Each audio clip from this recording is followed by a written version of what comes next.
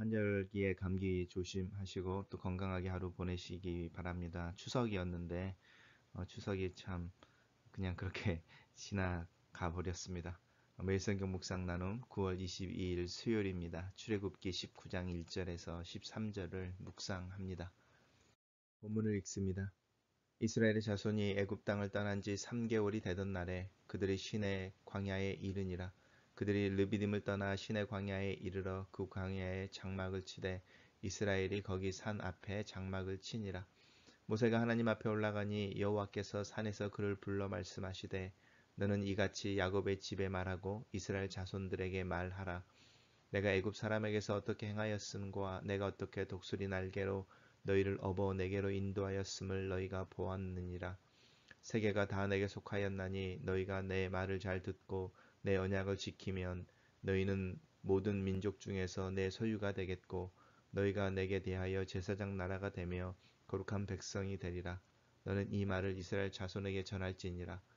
모세가 내려와서 백성의 장로들을 불러 여호와께서 자기에게 명령하신 그 모든 말씀을 그들 앞에 진술하니 백성이 일제히 응답하여 이르되 여호와께서 명령하신 대로 우리가 다 행하리이다.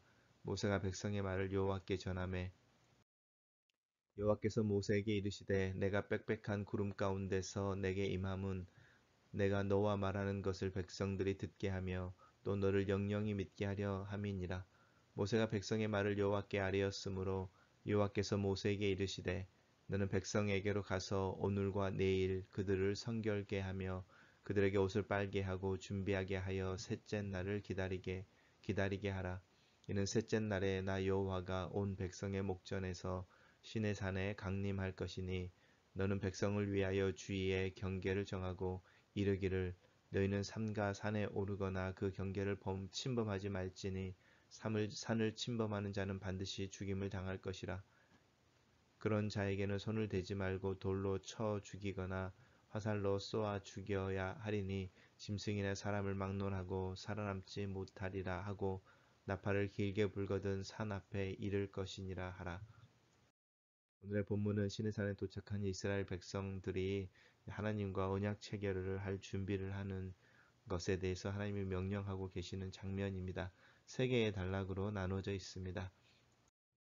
첫 번째 단락은 우리 어제 이미 그 시내산에 진을 치고 있는 이스라엘 백성들의 모습을 보았습니다. 다시 소론처럼 이스라엘 백성들이 시내 광야, 시내 산 앞에 머물러 진을 치고 있는 것을 상기시켜주고 있습니다. 이스라엘 자손이 출애굽을 한 지 3개월이 지났습니다. 3개월이 지난 후에 시내 광야에 이르러서 이제 이 장막을 치는 거죠. 그 산 앞에 장막을 치니라 시내 산입니다. 르비딤이라고 하는 것은 저희가 주일날 살펴본 말씀 속에 있었던 장면, 장소였죠. 평야 쉬는 곳이라는 것이었는데 이스라엘 백성들이 도착했을 때 가뭄으로 물을 구할 수가 없었습니다. 또 그때 그래서 그 물 때문에 불평하고 거기서 반석에서 물이 나왔던 것을 기억하시면 좋겠습니다. 그리고 아말렉과 싸웠던 싸움도 바로 이 르비딤에서 있었습니다. 거기를 떠나 시내 광야에 이르러 이제 광야에서 장막을 쳤는데 하나님의 산이라고 하는 호렙산이라고 또 하고 또 시내산이라고 하는 그 산에 도착해 이제 텐트를 치고 정착하는 모습을 볼 수 있습니다. 단락을 요약해 보겠습니다. 이스라엘이 출애굽 후 3개월이 지나 시내 산에 장막을 친다 이렇게 요약했습니다. 두 번째 단락입니다. 이제 모세가 하나님 앞에 올라가는 것, 산에 올라가는 거죠. 그 산에서 그를 불러 이제 말씀하십니다. 야곱의 집이라고 하는 이스라엘 백성들입니다. 이스라엘 자손들이라고 하는 것도 이스라엘이죠.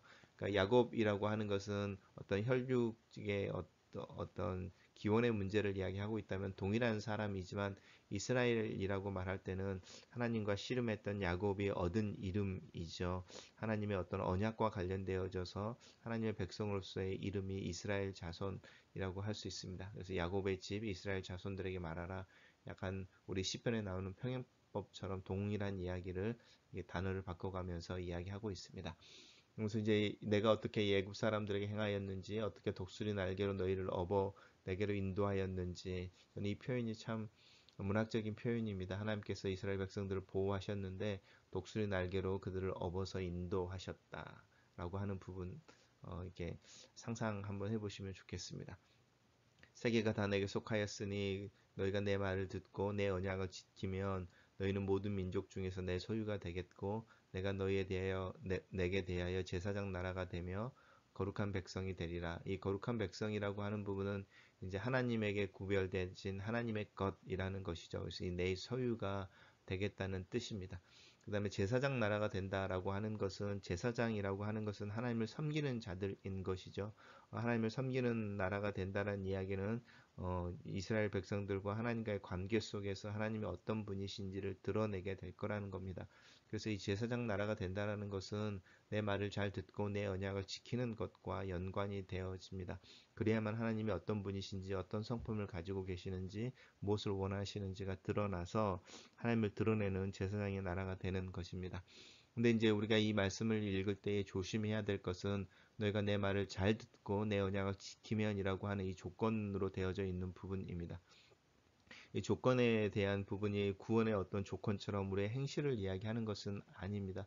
왜냐하면 이미 이스라엘 백성들은 하나님의 소유이고 또 하나님의 거룩한 백성이고 제사장의 나라입니다. 출애굽을 할 때 이미 이스라엘 백성들은 구원을 받았고 또 출애굽을 할 때에 이미 벌써 하나님의 군대라고 하는 그 군대의 호칭을 받고 있었습니다.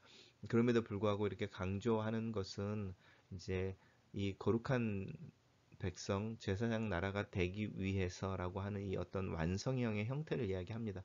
그래서 우리가 이제 구원의 어떤 부분에 대한 조건이 아니라 출애굽은 이미 우리가 구원을 받았음에 대한 이야기를 하는 것이고 구원받은 자로서 그리스도의 형상에 이르기까지라고 말하는 성장과 성숙에 대한 이야기를 할 때 그 이야기가 이스라엘 백성들에게는 제사장의 나라, 거룩한 백성이 되는 것라고 이야기하는 그 완성 피니시 라인을 향하여 달려갈 것에 대한 격려 또 그 이야기를 하고 있는데 내 말을 잘 듣고라고 하는 부분은 마치 아버지가 자식들에게 하는 말을 같습니다. 내 말을 잘 듣고 단순히 듣는 것이 아니라는 거 아시죠?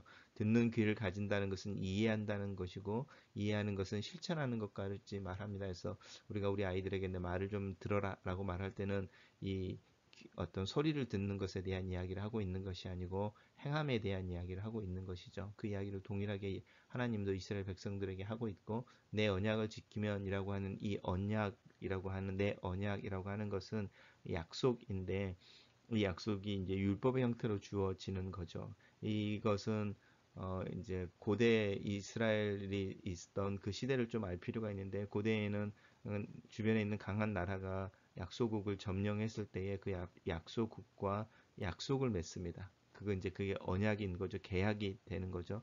그래서 이제 이 점령한 나라가 점령당한 이 피지배 민족들에게 어떤 이야기들을 하는 거죠. 너희들이 이렇게 이렇게 이렇게 하면 내가 너희들에게 이렇게 이렇게 이렇게 해주겠다라고 하는 어떤 그 통치에 또 보호에 또 순종과 어떤 따름에 대한 약속을 하는데 이제 그것이 바로 언약의 개념 중에 하나입니다. 그래서 하나님께서 그 맥락에서 동일한 이야기를 하고 계십니다. 모세가 이제 산에서 내려와서 백성들의 장로들을 불러서 자기의 명령하신 그 모든 말씀을 그들에게 진술했다라고 하는 부분입니다. 모든 말씀을이라고 하면서 모세가 하나님의 말씀을 그대로 이렇게 전달하는 어떤 메신저의 역할, 이제 제사장의 역할을 하는 거죠. 하는 것을 보여주고 있고 그랬을 때 백성들이 일제히 응답하여 이르되 여호와께서 명령하신 대로 우리가 다 행하겠습니다라고 말하고 또 모세가 백성의 말을 여호와께 전하는 거죠. 그래서 모세의 역할이 미디에이터라고 하는 중간자의 역할을 계속하고 있습니다. 그래서 이제 모세의 모습 속에서 예수님을 발견하게 되는 경우도 이 중간자의 역할을 하는 것, 그게 바로 이제 제사장이라는 뜻이기도 합니다. 그래서 제사장은 다리를 놓는 사람들이라는 뜻입니다. 단락을 요약해 보겠습니다. 하나님께서 모세를 통해 이스라엘 자손에게 하나님의 말을 잘 듣고 언약을 지켜서 하나님의 소유, 거룩한 백성이 될 것을 요청하시고 백성들은 순종을 다짐한다. 이렇게 요약했습니다.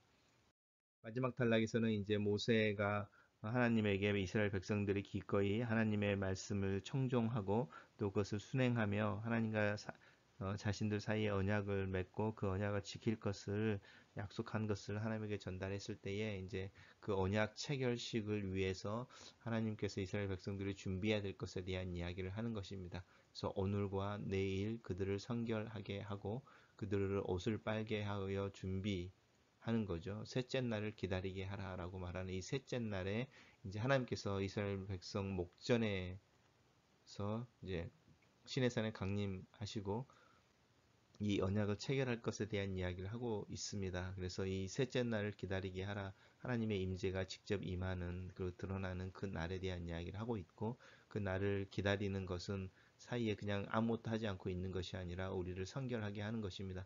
이것이 이제 일주일의 삶을 살 때 6일의 삶이 성결해야만 7일째 주일 예배가 성공하는 거고, 7일째 예배가 성공적으로 드려졌을 때 우리는 그 힘으로 또 6일간의 성결한 삶을 추구하게 되는 어떤 순환 과정이 있는데, 오늘 이 언약 체결식을 이야기하는 특별한 이벤트에서도 그것과 관련이 되어질 수 있다고 이야기할 수 있습니다. 그리고 또 이렇게 이야기할 때 하나님으로 인정하는 것에 대한 이야기를 하는데, 그렇게 하나님께서 신의 산에 임할 때에 특별히 경계를 주시는 거죠.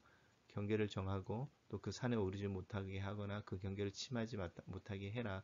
그래서 하나님께서 이렇게 그어놓으신 선 밖에 있게 해라라고 말하면서 이스라엘 백성들에게 겸손과 또 청종이라고 하는 것, 하나님의 거룩한 백성이고 또 제사장이라고 할 수 있지만, 그것이 하나님과 아무런 어떤 갭이 없다 이런 건 아니라는 거죠.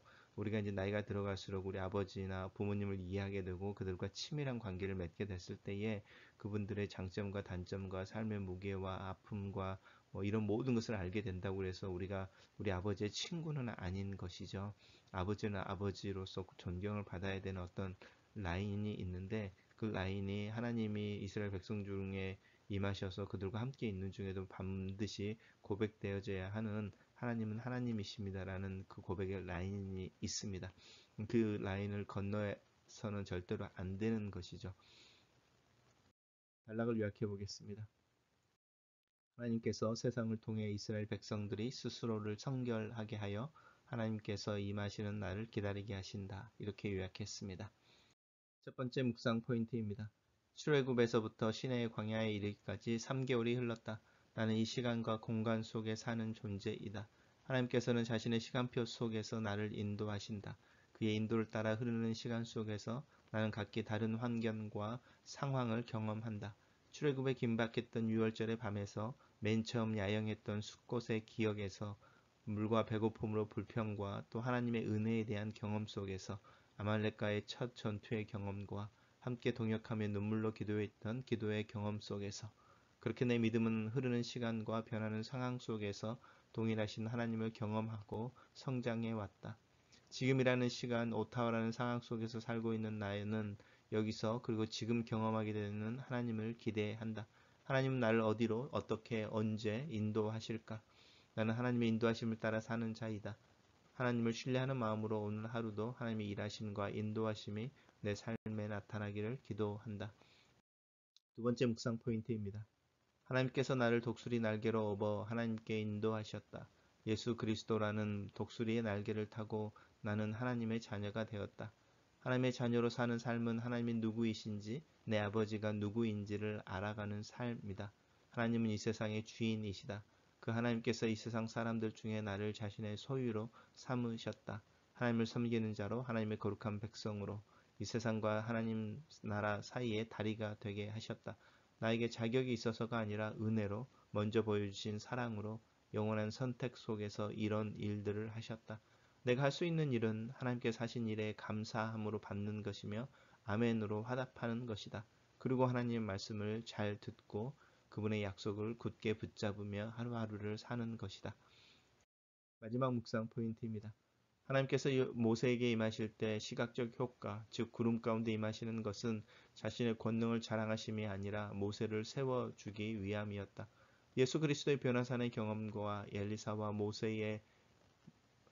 엘리야와 모세의 나타남과 구름의 이야기들은 제자들을 위함이었다. 하나님께서 나를 위해 행하시는 능력, 하나님께서 나를 위해 행하시는 능력은 과연 어떤 모습으로 나타나고 있는지, 나에게 하나님의 능력이 나타나고 있지 않다면 그 원인은 무엇인지 내 자신을 돌아본다. 자신을 성결하게 하며 하나님을 만나는 날을 기다리는 이스라엘의 모습 속에서 주일 예배를 준비하고 주일 예배를 위해 한 주간의 삶을 정결하게 보내기 위해 노력하는 그 노력이 필요함을 깨닫는다. 나는 너무나 쉽게 가볍게 하나님 앞에 나아가지는 않는지, 하나님께서 주신 은혜와 호의를 나는 너무 버릇없게 하찮은 것으로 여기지는 않는지, 하나님과 나 사이에 넘을 수 없는 선에 대해 분명하게 인식하고 있어야 한다. 하나님을 하나님으로 고백하기 위해 내가 넘어서는 안 되는 선이 있다. 그것을 분명하게 알고 그 앞에 멈추며 또 스스로 근신과 견책으로 내 마음과 행동을 삼가해야 한다. 글로 쓰는 기도입니다. 지금까지 내 삶을 한 걸음 한 걸음 인도해 주신 하나님께서 오늘 하루도 인도하시는 것을 믿고 감사를 드립니다.